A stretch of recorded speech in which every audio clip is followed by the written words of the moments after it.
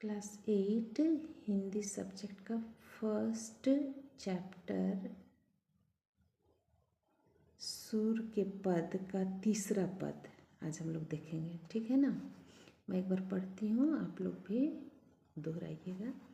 यशोदा मदन गोपाल सुवावै, देखी शयन गति त्रिभुवन कपै, इस बिरची भ्रमावै, असित अरुण सित आलस लोचन, उभय पलक परी आवै, जनु रवि गत संकुचित कमल, जुग निशि अली उड़न न पावै, श्वास उदर उर्सी उर्सती यों, मानो दुग्ध सिंध छवि पावै, नाभि सरोज प्रकट पद्मासन, उतरी नाल पछितावै, कर सिर तर करीन श्याम, मनोहर अलग अधिक सुभावै, सूरदास मानो पन्नगपति प्रभु ऊपर फन छावै।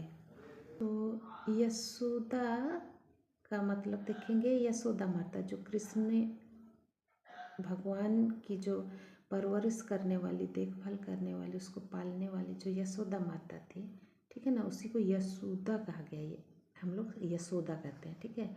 मदन गोपाल सुवावै मतलब भगवान कृष्ण को ही गोपाल कहते हैं। ठीक है ना। तो भगवान कृष्ण को माता यशोदा जो है सुला रही है। भगवान कृष्ण नींद में है। ठीक है ना। और उसी का वर्णन किया है यहाँ पर। ठीक है। तो माता यशोदा सुला रही है तो त्रिभुवन मीन्स तीनों लोक के में जो है उसके सोने की अवस्था, सुंदर दिखने की अवस्था को बताया है कि वो भगवान कृष्ण सोए हुए हैं तो इतने सुंदर लग रहे हैं कि उसको देख करके तीनों लोक के जो है भगवान भयभीत होकर के कांप रहे हैं। ठीक है ना। असित अरुण सित आलस लोचन, उभय पलक परी आवै, भगवान कृष्ण जो है अपनी आँखों को ऐसे हिलाते हैं। ठीक है ना।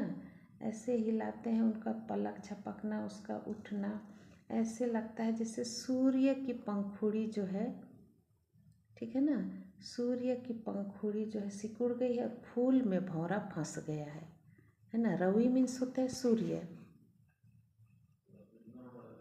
हाँ, सूर्य जो है डूबने लगा है और पंखुड़ी सिकुड़ गई है। उसका माने कि भगवान कृष्ण का जो आलस लोचन, लोचन मीन्स आँख होता है।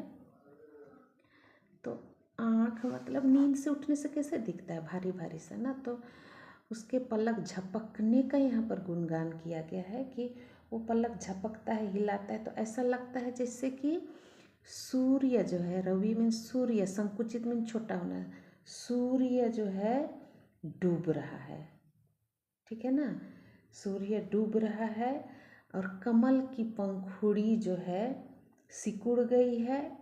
हाँ, संकुचित कमल, सूर्य डूब गया है, कमल छोटा पड़ गया है, संकुचित हो गया है, पंखुड़ी, कमल की पंखुड़ी सिकुड़ गई है। निशी मीन्स होता है रात। ठीक है ना।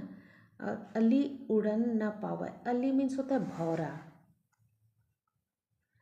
भौरा जो है कमल के पंखुड़ी के अंदर फंस गया है और उड़ने नहीं सक रहा है। ठीक है ना। और श्वास उदर उर्सी सौ, मानव दुग्ध सिंधु छवि पावै, और सांस लेते समय, श्वास मीन्स होता है सांस, तो सांस लेते समय भगवान कृष्ण का उदर मीन्स होता है हृदय,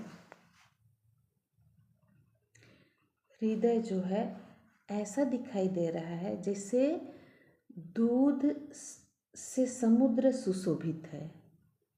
ठीक है ना। ये दूध होता है, दूध, सिंधु होता है समुद्र, तो समुद्र जो है दूध से सुशोभित है, ऐसा उसका सांस लेने के समय कृष्ण भगवान का हृदय जो दिख रहा है वो दूध से समुद्र सुशोभित है, उस तरह का दिखाई दे रहा है।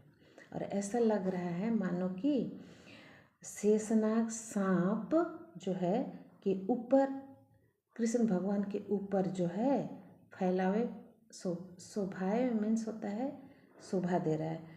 कृष्ण भगवान के ऊपर जो है शेषनाग अपना फन जो है फैला करके सुंदर दिख रहा है।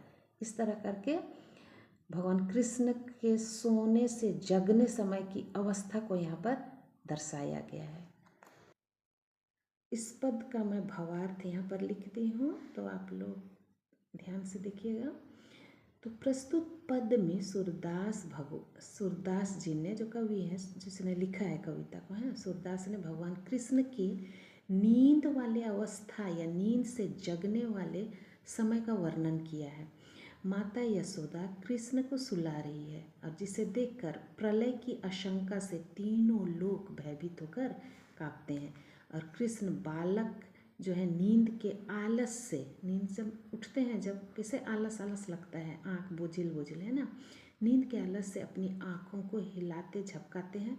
उस समय ऐसा दिखाई देता है जैसे सूर्य डूबने से कमल की पंखुड़ी सिकुड़ गई है और उस फूल में भौरा फंस गया है।